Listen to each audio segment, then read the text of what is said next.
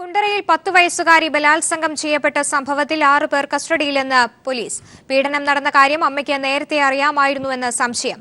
2 ഡിവൈഎസ്പിമാർ അടങ്ങുന്ന 10 പേരുടെ അന്വേഷണ സംഘം കേസ് അന്വേഷിക്കും. റൂറൽ SP സുരേന്ദ്രനാണ് വാർത്താസമ്മേളനത്തിൽ ഇക്കാര്യം അറിയിച്ചത്. കൂടുതൽ വിവരങ്ങളുമായി ഇപ്പോൾ രാജ്കുമാർ ചേരുന്നു. രാജ്കുമാർ, അമ്മയടക്കം 6 പേരാണ് ഇപ്പോൾ കേസുമായി ബന്ധപ്പെട്ട പോലീസ് കസ്റ്റഡിയിലുള്ളതെന്നാണ് റൂറൽ SP അല്പസമയം മുൻപ് വാർത്താസമ്മേളനത്തിൽ പറഞ്ഞത്. ഇതുമായി ബന്ധപ്പെട്ട ഏറ്റവും പുതിയ വിവരങ്ങൾ എന്തൊക്കെയാണ്? ഇതില് ഈ കുട്ടി പോസ്റ്റ്മോർട്ടം റിപ്പോർട്ടിലാണ് കുട്ടി ലൈംഗികമായി പീഡിപ്പിക്കപ്പെട്ടിട്ടുണ്ടെന്നുള്ള വിവരങ്ങൾ പുറത്താവുന്നത്. ഈ സാഹചര്യത്തിലാണ് പോലീസിന്റെ ഒരു നിഗമനം, ഒരുപക്ഷെ അമ്മയ്ക്കും ബന്ധുക്കൾക്കും ഈ വിവരങ്ങൾ അറിയാമായിരിക്കാം. ഇവരിത് മറച്ചു വെച്ചിട്ടുണ്ടാകും. ഇവർ അന്വേഷണവുമായി സഹകരിക്കാത്തതിൽ ദുരൂഹത തുടക്കം മുതൽ തന്നെ ഉണ്ടായിരുന്നു. ഇതിന്റെ പോസ്റ്റ്മോർട്ടം റിപ്പോർട്ട് വന്നതിന് ശേഷമാണ് പോലീസ് കുട്ടിയുടെ മരണവുമായി ബന്ധപ്പെട്ട് പോസ്കോ ആക്ട് ആദ്യമായി ചുമത്തുന്നത്. അപ്പോൾ അക്കാര്യത്തിൽ പോലീസിന് വീഴ്ച സംഭവിച്ചിട്ടില്ലെങ്കിലും പിന്നീട് ഇത് കാലതാമസം ഉണ്ടായത് ഇവര് ആത്മഹത്യാ ഭീഷണി, ഈ അന്വേഷണവുമായി ഇനി പോലീസ് ഈ വീട്ടിലേക്ക് വന്നാൽ ആത്മഹത്യാ ഭീഷണി മുഴക്കുമെന്നുള്ളതിന്റെ ഒരു ഇതിൽ അങ്ങനെ സംസാരിച്ചതുകൊണ്ട് മാത്രമാണ് പോലീസിന് തുടർ നടപടികൾ വൈകി എന്നുള്ളതാണ് പോലീസിന്റെ ഭാഷ്യം.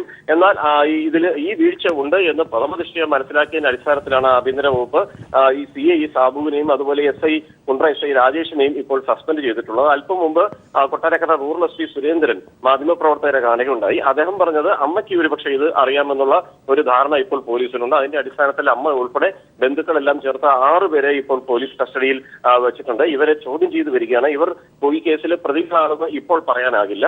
അന്വേഷണം നടക്കുന്നതേ ഉള്ളൂ. 10 അംഗ സംഘമാണ് ഇതിൽ അന്വേഷണത്തിൽ ഏർപ്പെട്ടിട്ടുള്ളത്.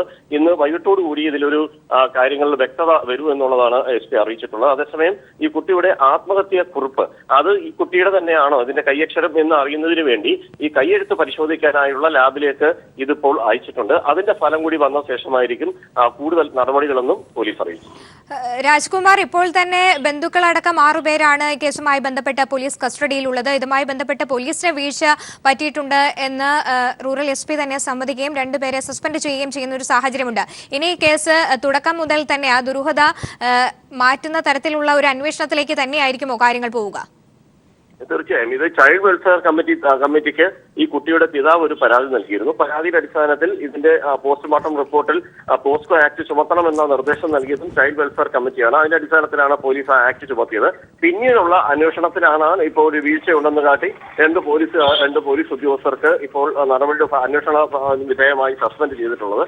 എന്തായാലും ഇപ്പോൾ കസ്റ്റഡിയിലുള്ളവരെ ചോദ്യം ചെയ്യുന്നതോടുകൂടി ഇതില് അമ്മയുടെ അമ്മ, അതുപോലെ തന്നെ ഇപ്പോൾ ഈ മരിച്ച കുട്ടിയുടെ സഹോദരി, ആ കുട്ടിയെ ചൈൽഡ് വെൽഫെയർ കമ്മിറ്റിയുടെ നേതൃത്വത്തിൽ ഏറ്റെടുത്തിട്ടുണ്ട്. അവരിപ്പോൾ വിദഗ്ധ സംഘം ഉൾപ്പെടുന്ന വിദഗ്ധ സംഘം കുട്ടിയെ കൗൺസിലിംഗ് നൽകി ഇതിന്റെ കാര്യങ്ങൾ ആരായുകയാണ്. ആ കുട്ടിയുടെ മൊഴി പ്രധാനമായിരിക്കും. ആ കുട്ടി പറയുന്നതിന്റെ കൂടി അടിസ്ഥാനത്തിലായിരിക്കും പോലീസ് അന്വേഷണം പുരോഗമിക്കാൻ പോകുന്നത്. കൊല്ലം അഞ്ചാലുമൂടിലെ കേന്ദ്രത്തിൽ വെച്ചാണ് കുട്ടിയുടെ കാര്യങ്ങൾ ഇപ്പോൾ ആരാഞ്ഞുകൊണ്ടിരിക്കുന്നത്. ഈ വിവരങ്ങൾ കൈമാറാനായി പോലീസ് ഉദ്യോഗസ്ഥയും ഈ കൗൺസിലിംഗ് സംഘത്തോടൊപ്പം ഉണ്ട്. ഈ കുട്ടിയുടെ മൊഴിയുടെ അടിസ്ഥാനത്തിൽ, അതുപോലെ അമ്മ നൽകുന്ന മൊഴി, മുത്തശ്ശി നൽകുന്ന മൊഴി, ഇതില് കുട്ടിയുടെ മുത്തച്ഛൻ, ഇങ്ങനെ ഇവരെ ബന്ധുക്കളുടെ മൊഴികളെല്ലാം പരസ്പര വിരുദ്ധമായ കാര്യങ്ങളാണ്. പല സ്റ്റേഷനിൽ വെച്ചാണ് ഇന്ന് പുലർച്ചെ 5 മണി വരെ ആദ്യഘട്ടത്തിൽ ചോദ്യം ചെയ്തത്.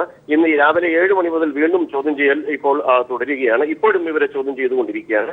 ഇവരുടെ മൊഴികളിലുള്ള വൈരുദ്ധ്യം മനസ്സിലാക്കിക്കൊണ്ട് ഇവർ പറയുന്നതിന്റെ വസ്തുത മനസ്സിലാക്കാനാണ് 10 അംഗ പോലീസ് സംഘത്തെ വിവിധ SIമാരുടെയും CIമാരുടെയും DYSPയുടെയും നേതൃത്വത്തിലുള്ള സംഘം വിവിധ സ്ഥലങ്ങൾ കേന്ദ്രീകരിച്ച് ഇപ്പോൾ അന്വേഷണം നടത്തി വരുന്നത്. ഇന്ന് വൈകിട്ടോടുകൂടി ഇക്കാര്യത്തിൽ വ്യക്തത വരുമെന്ന് SP സുരേന്ദ്രൻ പറഞ്ഞു.